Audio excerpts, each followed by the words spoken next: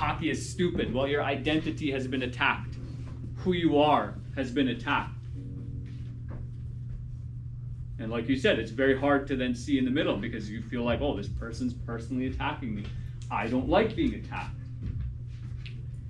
And so that's why it can be very challenging, right? We feel we're attacked. It could be our ego. It could be our idea, our self-identity that's being challenged.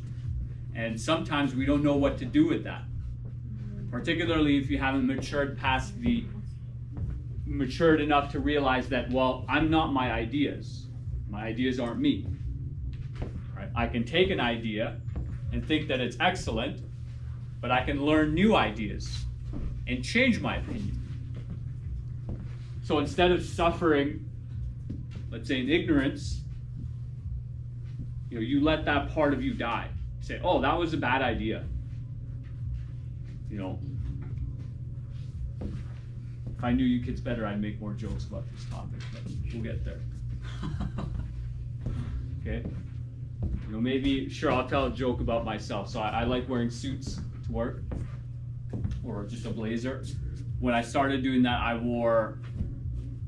had two blazers. I had two jackets. One was basically sky blue, so it was very light blue, and one was like kind of your sweater's color. And so they just stuck out. I would never wear those colors again.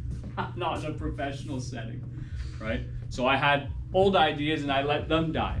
And yeah, sometimes you look back and you go, oh man, I can't believe I did that. But you got to recognize and appreciate that, hey, I was on this journey. I had to learn. I was doing something different. It wasn't working out for me. I got new ideas. I tried new things, and now I'm better. And that was just part of the process. But that can be very challenging to do, particularly with political views. What's something we could do to make those discussions easier? So let's say you do have a big disagreement with someone. What's something you could do to make it easier? You can try to see the other person's point. Mm-hmm. Try to understand them. Right, we would call that, you step into their shoes. You see it from their perspective.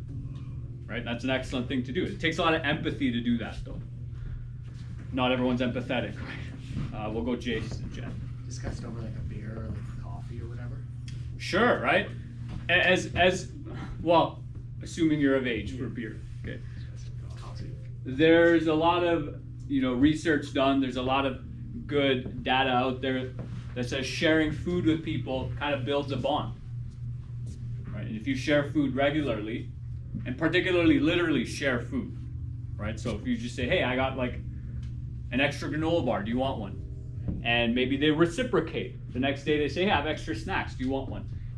In your mind, it forms a bond with that person.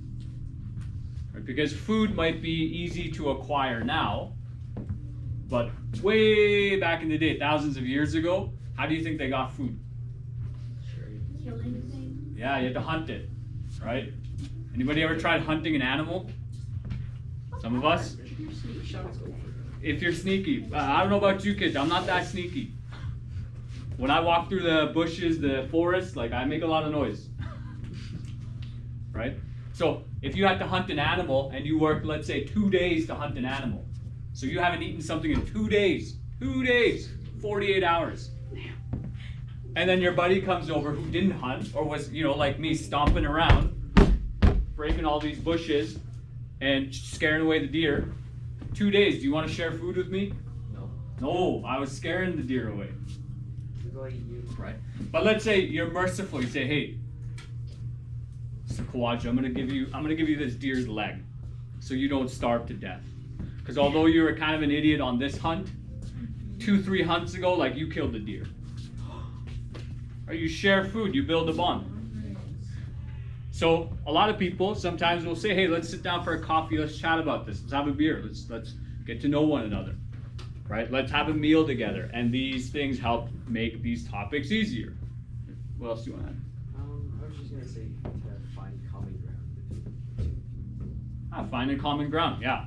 Which can be tough, right? It can be very challenging, but that's one of those, you need to extend your hand first and say, hey, I agree with certain things that you're saying. I understand that. Some of the stuff you're saying is a bit more challenging for me, right? And if you can do that, then maybe the other person doesn't want to reciprocate, but at least you learn the skill of building bridges, which is going to help you in your life. Do you want to add? Oh, I thought you had your hand up. Okay. Okay, so that's it for the videos.